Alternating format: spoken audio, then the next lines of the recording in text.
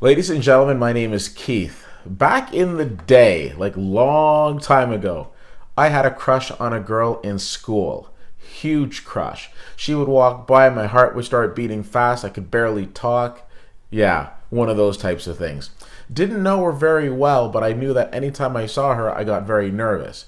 A friend of mine said to me one day, "Well, Keith, what is it that you like about her?" I said, "Well, she's very pretty." "Well, absolutely she is, but what do you like about her?"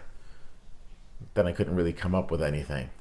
See, the problem was that I was very attracted to her, but I didn't really know her.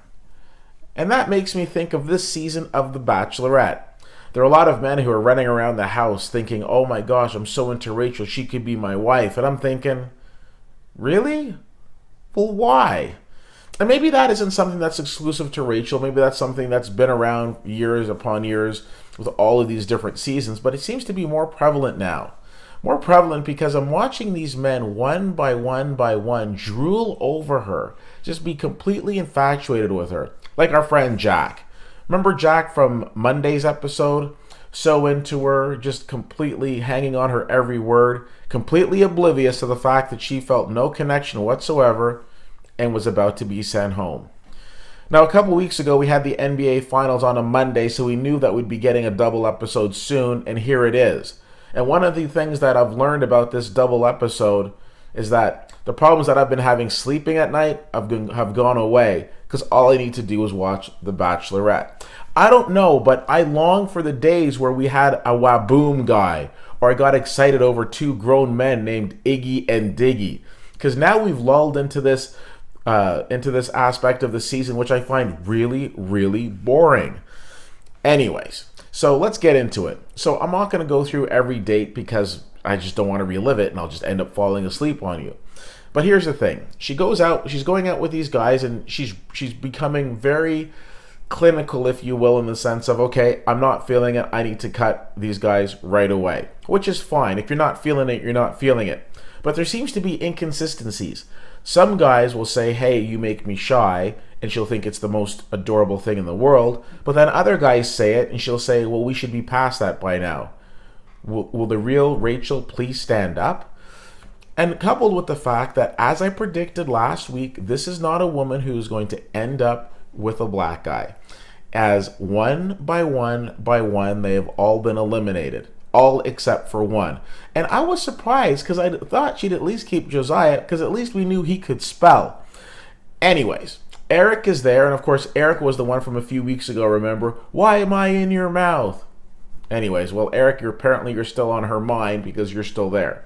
Although we'll see what happens after next week. The episodes weren't overly exciting. There was nothing about them that made me think to myself, "Oh, I can't wait to talk about this at work tomorrow." And as I predicted last week, of course, the big drama at the end was between Kenny and Lee.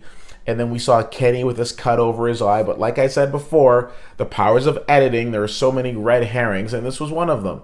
So basically, Rachel comes out, says, "I don't know which one of you I can trust, but Lee, I'm going to send you home." Now, of course, Kenny, not being able to just take that, had to walk off with Rachel and then just say, "Hang on one second," goes back to confront Lee in something that was the most anticlimactic moment ever, and then they went away. It wasn't until later on in the episode that they got into this ridiculous Viking joust thing, whatever, that he ended up getting cut. And I'm sorry, what exactly about the Viking part was a good idea? Was it because they were in Scandinavia, so they thought, okay, let's pay homage to the Vikings of old? I don't know. I didn't find it overly exciting, and I certainly didn't see what the big thing was. But nonetheless, I think it's pretty clear. Forgive me, don't remember his name. Going to find it. Hold on, don't leave. Stay right there. Brian. Yeah, Brian. Is there anybody who thinks that Brian is not going to end up winning this whole thing? Number one, he serves a couple of purposes. He is the only one that she seems to really enjoy spending time with. He is all over the compliments, which she loves, and she just seems to really respond to him. Watch when she's with him versus when she's with other people. When she's with him, it's full-on passion, full-on passionate kissing. When she's with other people, it's very clinical, and it's very, very, okay, I need to do this. Anyways, Brian is my pick at this point. I could be wrong. I don't think so. The only thing I can guarantee you is it won't be Eric. What did you think of these last few episodes? Were you able to catch up on some much needed sleep too? I'm serious. I watched these episodes and then I've got to rewind them and rewatch them again because they're just so freaking boring. I don't know what it is. I don't know if it's just the fact that the editing is so insulting and the fact that they lead us down one path and we go down another, or just the fact that I don't necessarily find her overly exciting. To bring it back to how I open this, what is it that she's put forth that makes us think that she's this really amazing, fascinating person? Yes, they're going to wonderful destinations and wonderful locales, but I just feel it's whoever's kissing up to me the most and whoever's giving me the most compliments could go through, just as long as you're not a brother. Anyways, we'll see.